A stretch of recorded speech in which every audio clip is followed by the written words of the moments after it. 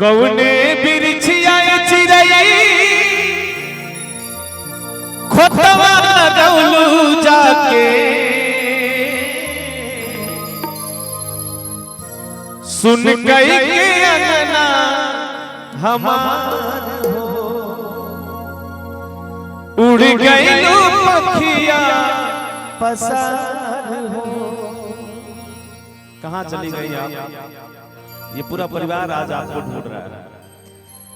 कवने बिरछिया चिरई खोतवा लगावलू हो, कवने बिरछिया चिरई खोतवा लगावलू हो, सुन गई के अंगना हमार हो उड़ गई पखिया पसार हो, सुन गई के अंगना हमार हो उड़ गई पखिया पसार हो।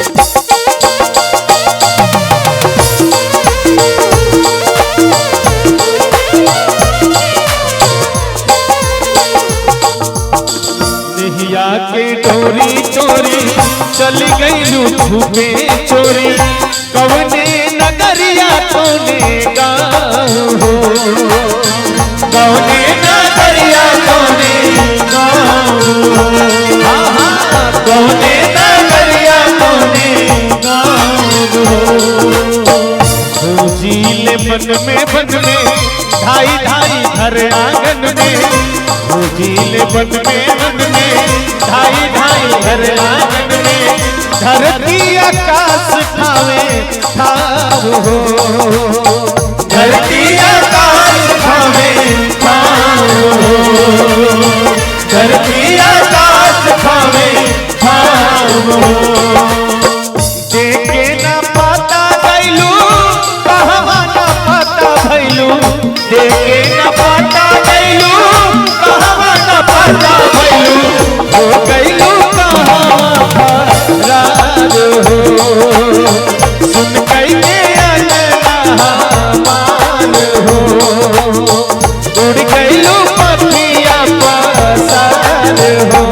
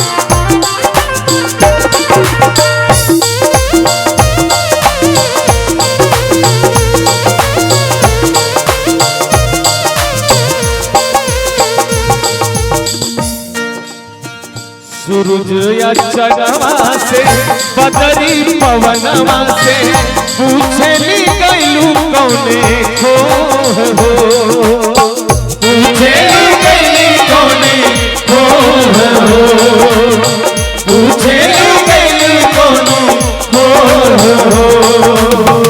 देखिए आज मैं अपनी इस पूरी टीम के साथ आप सभी के बीच में उपस्थित हूँ।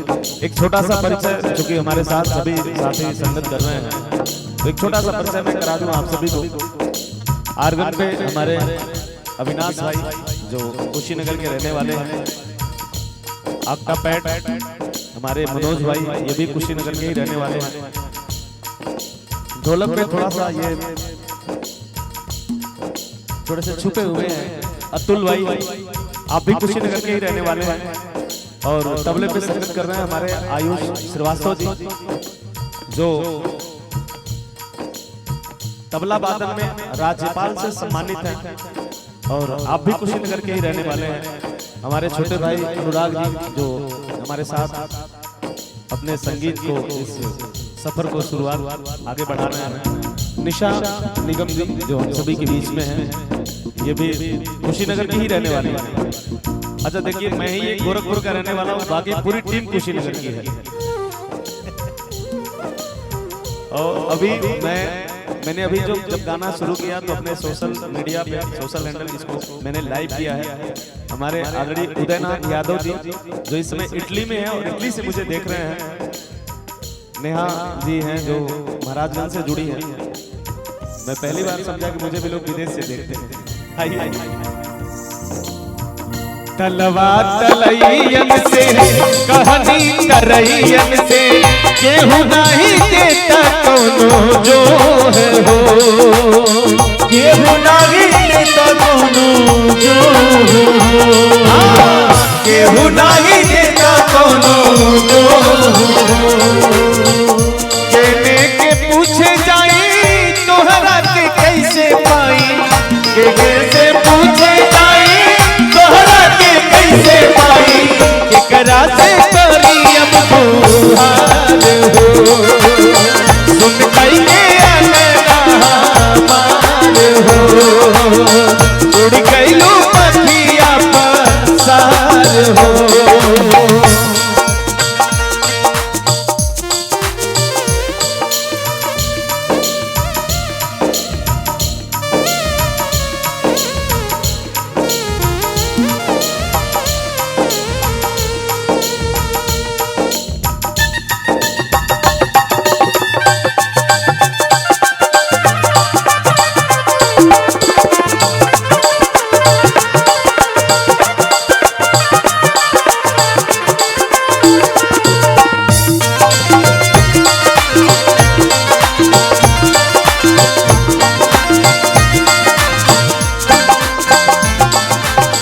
परिवार के पूरे लोग, पूरे सदस्य जिनको आपसे बहुत स्नेह था, बहुत प्रेम था, जिनसे आपको हमेशा एक नई ऊर्जा मिलती थी, आपने हमेशा इस परिवार को सही रास्ते पे ले जाने की बात कही। ये परिवार आज आपसे पूछ रहा है कि आखिर हमसे कौन सा गुनाह हो गया, कौन सा दोष हो गया, कौन सी गलती हुई कि आप ऐसे हमको छोड़ करके चली गई। काहे तू ऐसन कैलू, कुछ न कही के गैलू, बतिया के लागल कोनो ठेस हो, बतिया के लागल कोनो ठेस हो, बतिया के लागल कोनो ठेस हो। देखिए आप दिवंगत आत्मा के जो बड़े बेटे हैं आदरणीय प्रहलाद गुप्ता जी, आपकी तरफ से 500 रुपए का आशीर्वाद मिला है। ठाकुर की खूब कृपा पूरे परिवार पर बनी रहे और यही प्रार्थना है, यही विनती है ठाकुर से कि ठाकुर दिवंगत आत्मा को अपने चरणों में स्थान देना, बार बार के जन्म मरण से, इस मोह के बंधन से मुक्त करना, मोक्ष की प्राप्ति करना। कहलू जवन जब जैसे कैली हम तुरते से, तब दे गईलू कलेस हो, तब दे गईलू कलेस हो।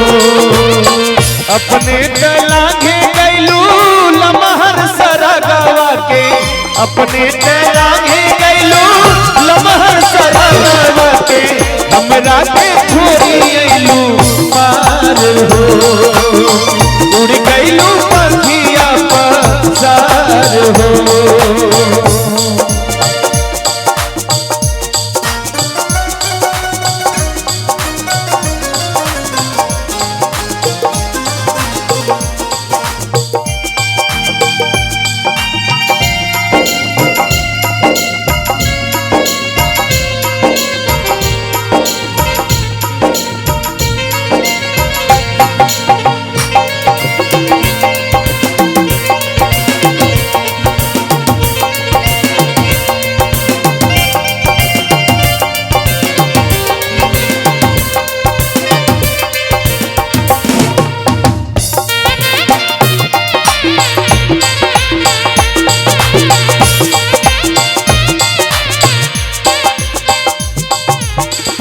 पिया तूहे लेके भागल तोहरो भनक न लागल कौनो महलिया धैलस बजाई के कौनो महलिया धैलस बजाई के कौनो महलिया धैलस बजाई के। हमने पहले ही कहा कि कबीरदास की रचनाओं में इस नगरी इस धरा पे इस पृथ्वी पे जहां हम जन्म लेकर के अपने तमाम रिश्ते बनाते हैं इसको उन्होंने हर प्राणी का चाहे वो स्त्री हो पुरुष हो मायका कहा है। मरणोपरांत आत्मा जहां जाती है जिस ठाकुर के चरणों में ठाकुर के उस नगर को उस वैकुंठ धाम को उस गोलोक को कबीरदास जी ने हम सबका ससुराल बताया है और वही परमपिता परमेश्वर हम सभी का पति है। उसी निर्गुण में और उसी वाणी से प्रेरित होकर के इस निर्गुण की रचना हुई।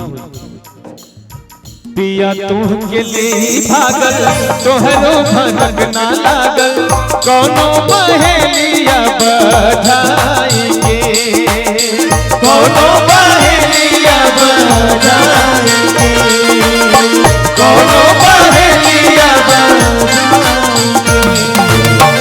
हिले न डोले दिहलस हिरहु से न बोले दिहलस अचके में कैलस खतिया के अचके में कैलस खतिया के अचके में कैलस खतिया के।